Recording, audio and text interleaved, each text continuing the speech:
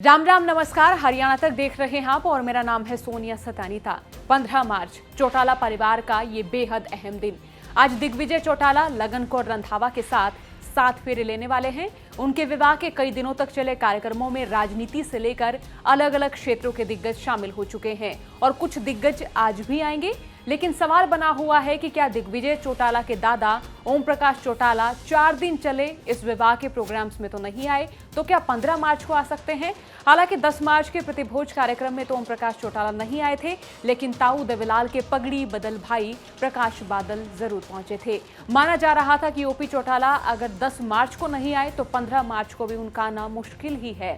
एक और इनेलो नेता अभय चौटाला साफ साफ कह चुके हैं कि वे यात्रा पर निकल चुके हैं और वे अपनी इस यात्रा को छोड़कर इस विवाह में शामिल नहीं होंगे। हालांकि जब अभय चौटाला के बेटों का विवाह था तो उनके विवाह कार्यक्रमों में अजय चौटाला के कुनबे को ना तो न्योता दिया गया और ना ही अजय के कुनबे का कोई भी सदस्य इनके समारोह में शामिल हुआ था। तो यहीं से ही अंदाजा लगाया जा सकता है कि अभय चौटाला अजय चौटाला के कुनबे से बेहद ही खफा हैं और उनके बयानों से माने तो वो सबसे ज्यादा खफा हैं दिग्विजय चौटाला से, क्योंकि दोनों के बीच कई बार जुबानी बहस छिड़ चुकी है।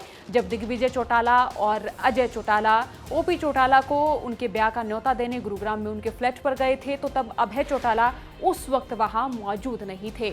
यानी कि मान लीजिए अभय चौटाला की गैरहाजिरी में ओपी चौटाला को दिग्विजय चौटाला के ब्याह का न्योता दिया गया था।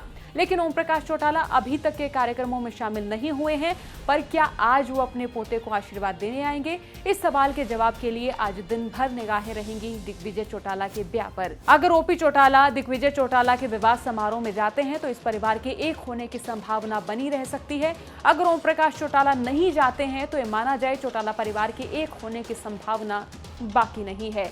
माना जा रहा था कि इस विवाह में पूरा चौटाला परिवार एक साथ नजर आ सकता है, लेकिन ऐसा भी नहीं हुआ। ये भी कहें कि फिलहाल ओपी चौटाला अभय चौटाला के साथ हैं और अभय चौटाला अपने बड़े भाई अजय चौटाला के कुनबे से खफा हैं, तो कह सकते हैं कि दोनों के बीच 36 के आंकड़े में ओपी चौटाला भी अभय की ही मान रहे हैं। अभय चौटाला फिलहाल इनेलो को संजीवनी देने, अपनी पार्टी की मजबूती के लिए यात्रा पर हैं, तो मान ले वो भी किसी सूरत में जेजेपी के साथ जाने के प्लान में नहीं नजर आ रहे हैं।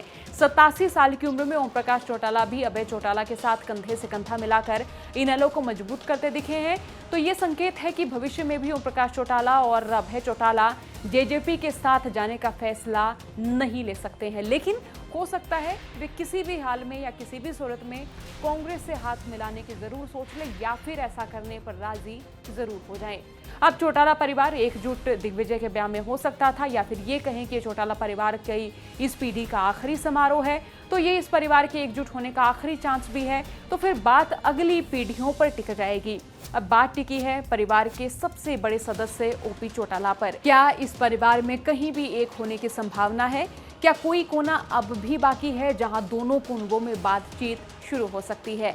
हमारे तमाम सवालों का जवाब आज हमें मिल जाएगा। अगर ओम प्रकाश चौटाला दिग्विजय चौटाला के विवाह में जाते हैं तो बिल्कुल ये संकेत होगा कि ये परिवार राजनीतिक तौर पर और पारिवारिक तौर पर एक हो सकता है। और अगर ओपी चौटाला नहीं जाते हैं तो माना जाए कि भविष्य में अजय का कुनबा और अभय का कुनबा अलग अलग डगर पर है, अलग अलग राह पर है और कभी इनकी राहें, कभी इनके कदम मिलते हमें नजर भी नहीं आएंगे।